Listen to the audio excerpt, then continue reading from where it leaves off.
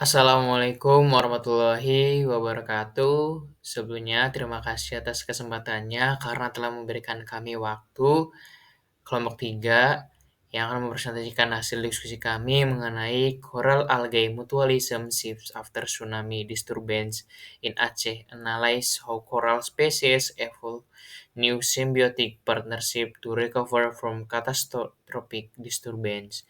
Sebelumnya, perkenalkan kami dari kelompok 3 yang beranggotakan saya sendiri Ahmad Jueri dan rekan saya ada Sophia Yasmin Fatah, Septidian Pratiwi, Rahel Kristen Sianipar, dan Lulu Alia. Terumbu karang merupakan ekosistem pesisir yang sangat produktif karena menyediakan habitat dan nutrisi bagi keanekaragaman hayati laut. Keberlanjutan ekosistem ini bergantung pada simbiosis karang alga seperti zooxanthellae, di mana alga menyediakan energi melalui fotosintesis untuk mendukung pertumbuhan dan ketahanan karang. Berbagai gangguan seperti pemanasan laut, sedimentasi, polusi, dan juga aktivitas manusia dapat merusak struktur terumbu karang sekaligus mengganggu simbiotik tersebut. Salah satu gangguan besar adalah tsunami yang ada di Aceh pada tahun 2004.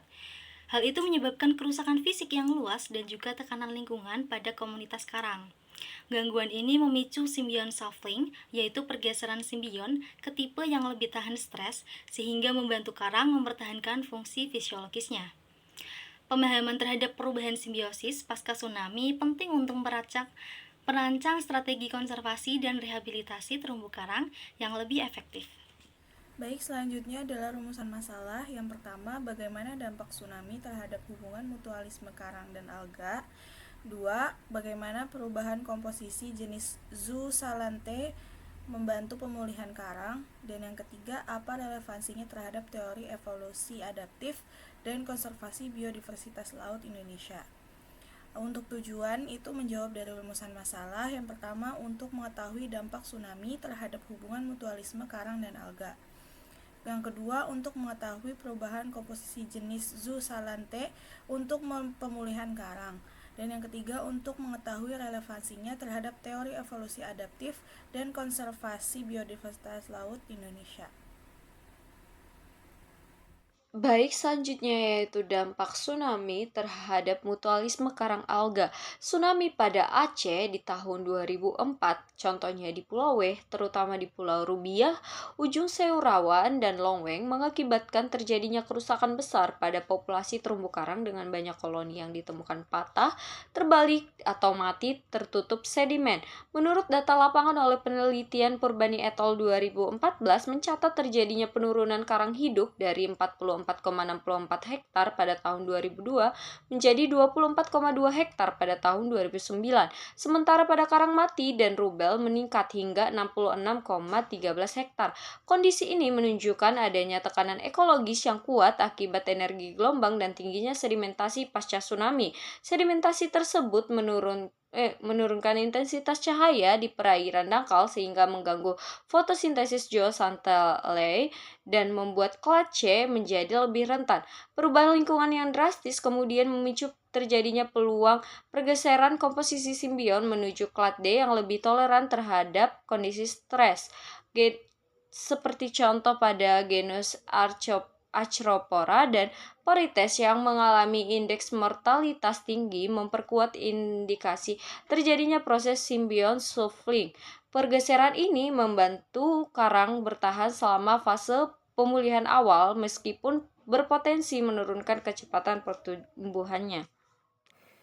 Baik, selanjutnya yaitu pergeseran simbiosis dan recovery adaptif, di mana gangguan besar seperti tsunami meningkatkan kekeruhan, sedimentasi, dan fluktuasi suhu yang merusak fotosintesis zooxanthellae dan memicu bleaching.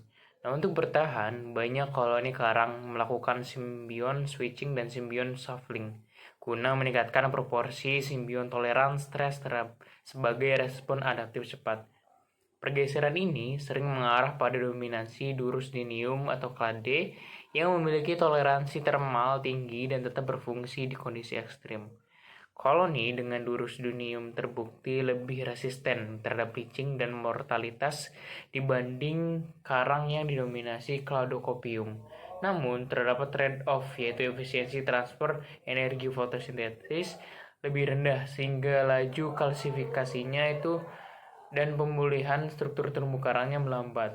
Bukti terbaru menunjukkan bahwa perubahan komposisi simbion meningkatkan survival phase recovery yang menjadikannya jalur adaptif penting pasca bencana.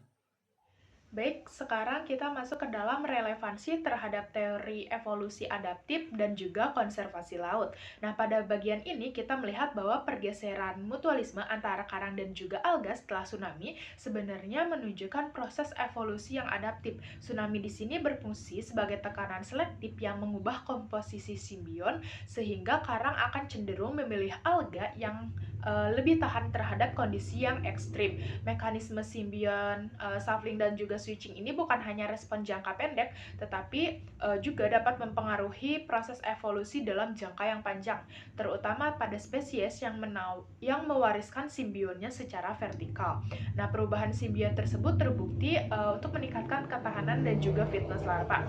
Dari sisi konservasi, dinamika ini menunjukkan bahwa ketahanan terumbu karang tidak hanya bergantung pada genetik inangnya, tetapi juga pada fleksibilitas simbionnya. Nah, prinsip ini sejalan dengan pendekatan assisted evolution, yaitu penggunaan simbion tahan panas untuk meningkatkan resiliensi karang terhadap perubahan iklim. Jadi, pergeseran simbiosis pasca tsunami di Aceh ini dapat kita maknai sebagai proses seleksi alam sekaligus dasar ilmiah untuk strategi restorasi terumbu karang di Indonesia.